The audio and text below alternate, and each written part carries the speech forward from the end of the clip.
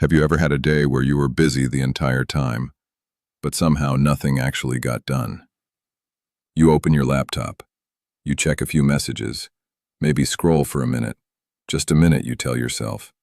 Then suddenly an hour disappears, and by the end of the day you feel strangely exhausted, even though the thing you needed to do is still sitting there, waiting, quietly judging you. Here's the uncomfortable question. What if procrastination isn't about laziness at all? What if the real reason you haven't started is something deeper? Because most people think procrastination looks like someone avoiding work, but the truth is far stranger than that. Procrastination often looks like productivity, answering emails, cleaning your room, organizing your notes, watching one more helpful video, anything that feels useful, except the one thing that actually matters. And if you're honest for a second, you've probably felt that strange tension before, that invisible weight in your chest when you know you should start something, but you don't. Not yet. Just 5 more minutes. Tomorrow will be better. I work better under pressure anyway. Sound familiar? Now here's the part most people never talk about. Procrastination isn't a time problem. It's an emotional one. Because when you delay something important, your brain isn't trying to sabotage your future. It's trying to protect your present. Think about it. Every meaningful goal carries a hidden emotional cost. Writing that application means risking rejection. Starting that business idea means risking failure. Working on that project means confronting the possibility that it might not be good enough.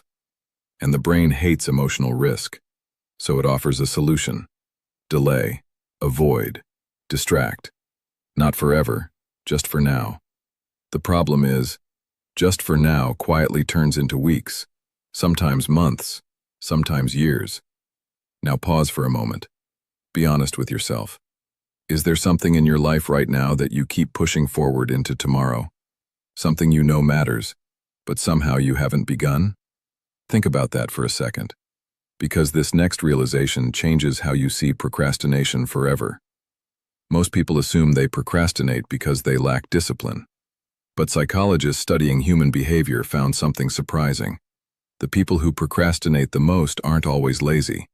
In fact, many of them care too much. They overthink. They imagine every possible outcome. They want the result to be perfect. And that pressure creates a quiet fear. What if I try, and it still isn't enough? So instead of risking that feeling, the brain presses pause. Now here's the strange irony. Avoiding the task doesn't remove the stress, it multiplies it. Because every time you think about the thing you're avoiding, your brain sends a reminder. You still haven't done it, which creates guilt, and guilt drains mental energy. And drained energy makes starting even harder. It's a vicious loop. Avoid to guilt, to exhaustion, to more avoidance. But wait, here's where things get interesting. Because there's a moment in every procrastination cycle where the brain performs a strange trick. It tells you a story. A very convincing story. I'll start when I feel motivated. And that sounds reasonable, right? Except there's one tiny problem. Motivation usually arrives after action, not before it. Think about the last time you cleaned your room or went to the gym. Before starting, it probably felt like a chore. But once you got moving, something shifted. Energy appeared. Focus followed. Momentum kicked in. Action created motivation. Not the other way around. But the procrastinating brain flips that order. It says, wait for motivation first. And that's how days disappear. Now here's a question most people never ask. If action creates motivation, why does starting feel so painfully difficult? Why can opening a document, writing the first sentence, or sending one email feel like pushing a boulder uphill? There's a fascinating answer to that. And once you see it, procrastination stops feeling like a personal failure and starts looking like a design flaw in how our minds handle discomfort. But before we get there, consider something. Have you ever noticed that the hardest part of any task is the moment right before you begin? Not the work itself, just the beginning. That tiny moment where your brain tries one last time to convince you to wait.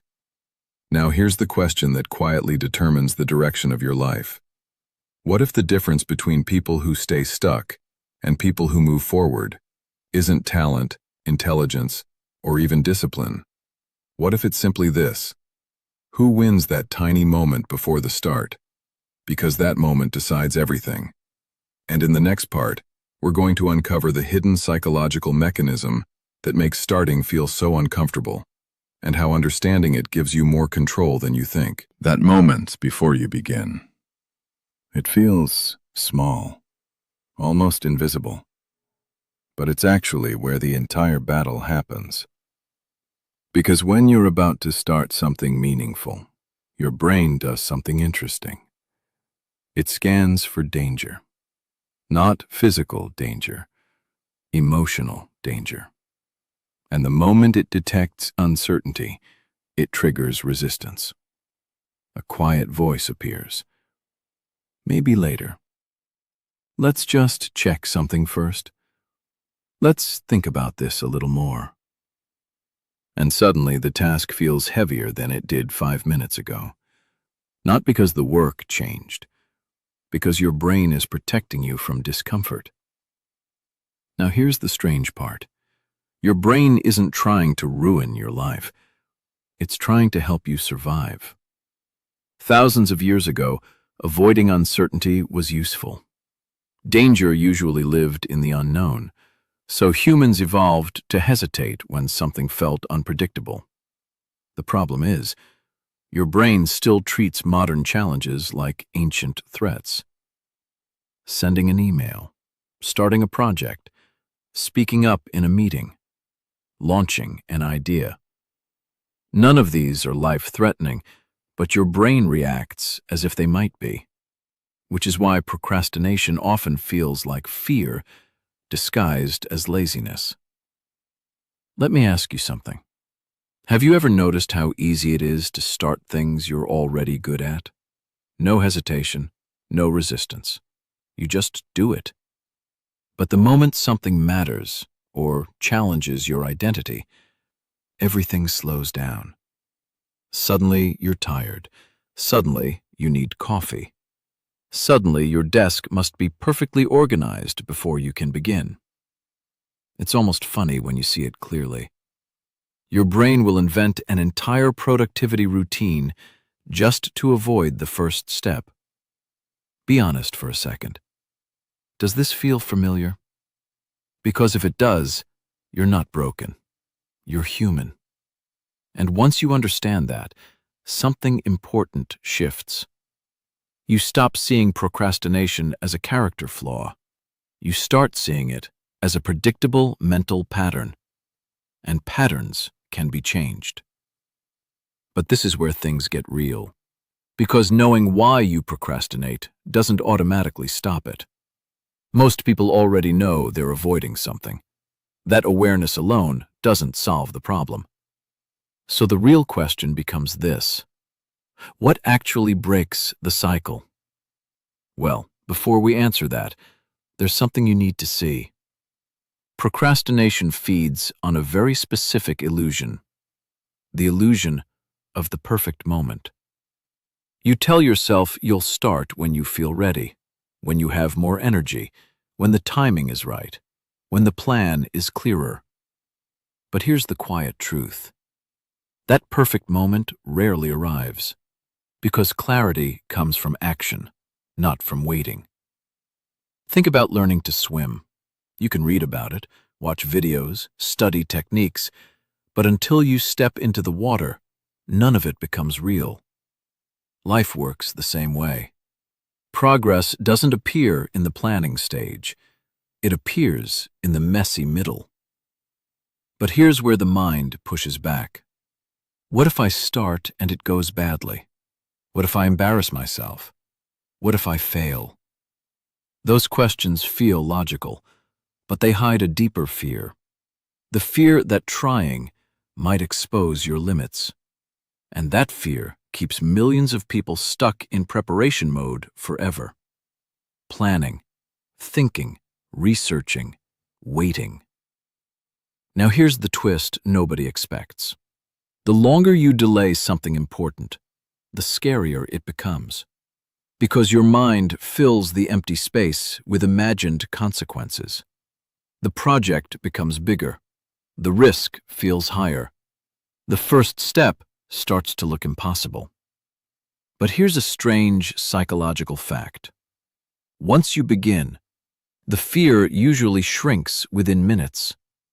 The brain realizes something surprising. Oh, this isn't actually that bad. You've probably experienced that before. A task you dreaded for days suddenly takes 20 minutes, and afterward you think something like, "Why didn't I just do that earlier?" Now pause right there. Think about the last time that happened to you. A moment where starting was the hardest part, but once you began, the resistance faded. What was that task? Seriously, let that memory come up for a second, because it reveals something powerful. Your brain isn't afraid of the work, it's afraid of the beginning. And that tiny difference changes everything. But here's the part most productivity advice completely misses. If starting is the hardest part, then discipline alone isn't the solution. You don't need more willpower. You need a different relationship with discomfort. And this next idea might sound simple, but it's one of the most powerful shifts you'll ever make. Instead of trying to eliminate discomfort, you learn to move with it. Because in the next part, you're going to discover the psychological trick that quietly destroys procrastination without forcing yourself to suddenly become a different person. Here's something strange about the human mind.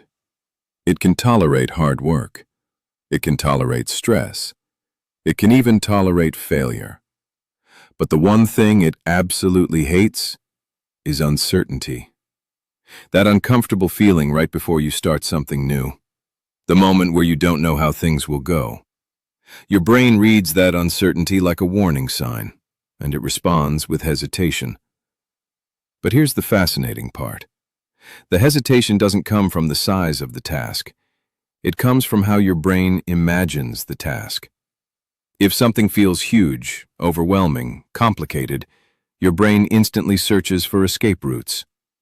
That's why people procrastinate on writing a paper, but have no problem writing a few text messages. Same action, different emotional weight. Now here's the shift that quietly changes everything.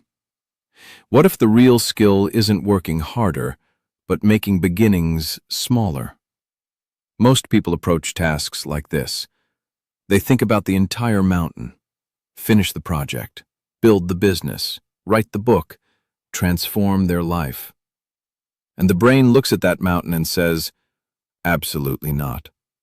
So it delays.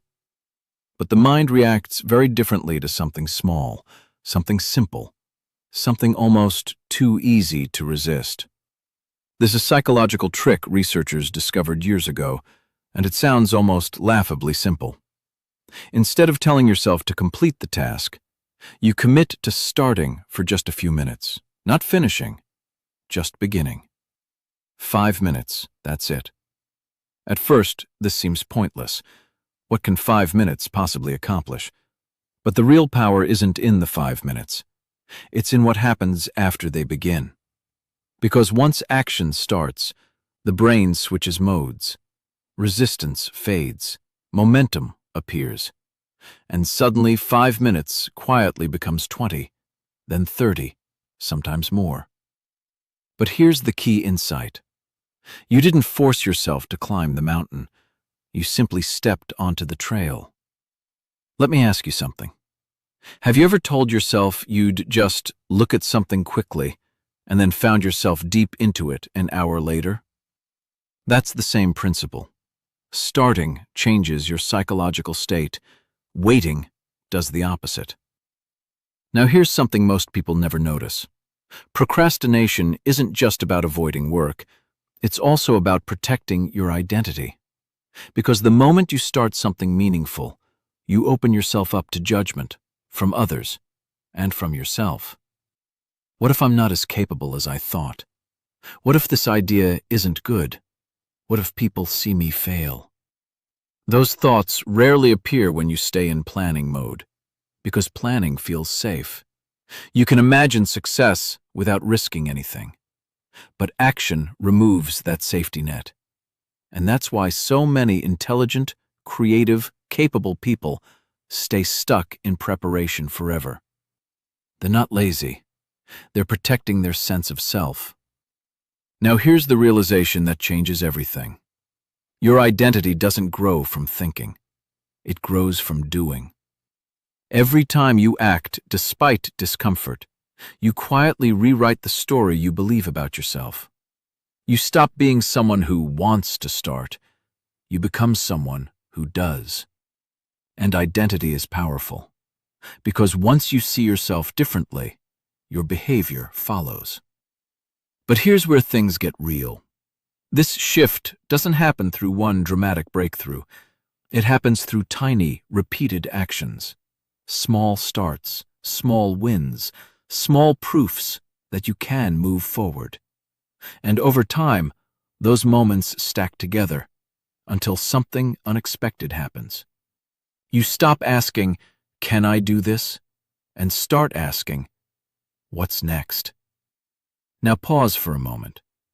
Think about the version of yourself you imagine becoming someday. More focused, more disciplined, more confident. What if that person isn't waiting in the future?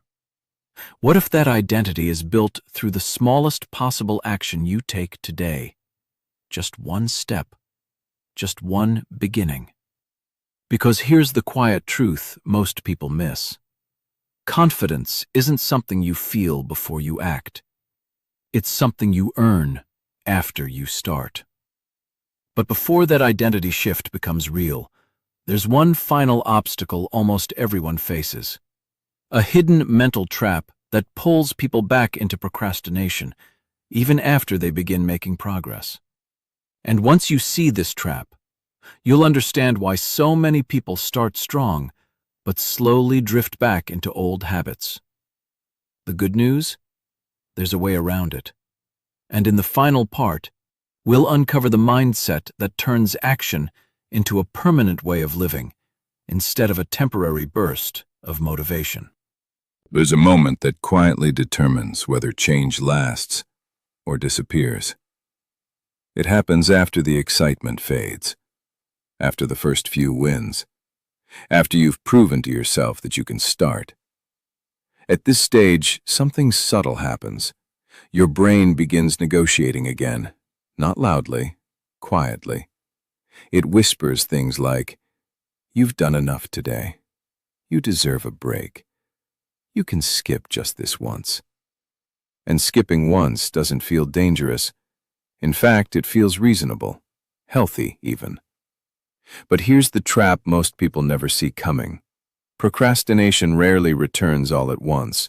It returns through tiny exceptions. One skipped day, one delayed task, one small promise broken to yourself.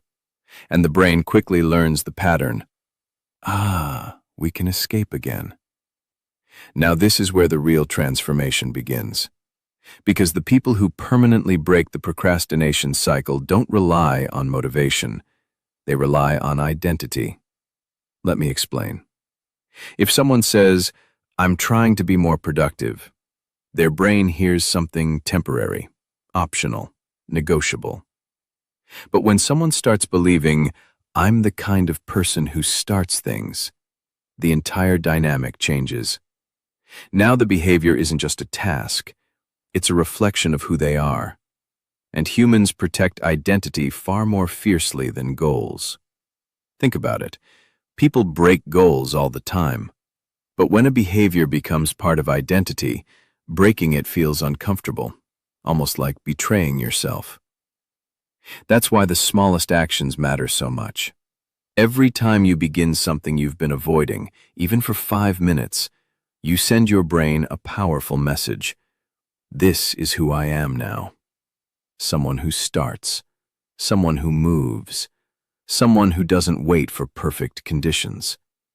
And over time, that identity grows stronger. But here's the twist. The goal was never to eliminate procrastination completely. That's unrealistic.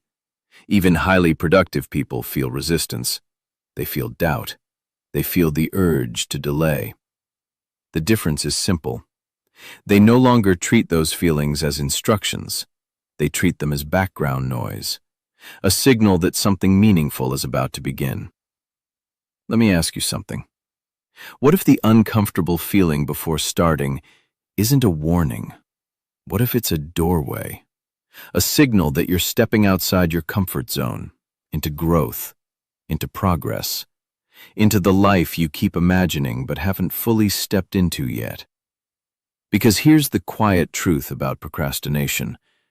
It doesn't steal your time. It steals your momentum.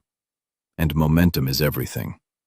One small action creates the next, then the next, then the next, until suddenly the person who once struggled to begin becomes someone who naturally moves forward. Not perfectly, but consistently. Now think about your life for a moment. Imagine waking up tomorrow with a slightly different mindset. Not waiting for motivation, not waiting for the perfect mood. Just asking yourself one simple question. What's the smallest possible step I can take right now? And then taking it. No drama, no overthinking, just movement. Because the brutal truth about procrastination isn't that you're lazy. It's that your brain is trying to protect you from discomfort. But the strange paradox of life is this. The discomfort you avoid today quietly grows into regret tomorrow, while the discomfort you face today slowly turns into confidence, and confidence becomes freedom. Freedom to build, freedom to try, freedom to shape a life that actually reflects who you want to become. So the next time you feel that familiar resistance, that moment where your brain says, maybe later, pause for a second. Recognize it for what it is, not a command, just a feeling. And feelings pass. Action remains. Because the life you're imagining isn't built through perfect motivation. It's built through imperfect beginnings, small starts, tiny decisions, moments where you choose movement instead of delay.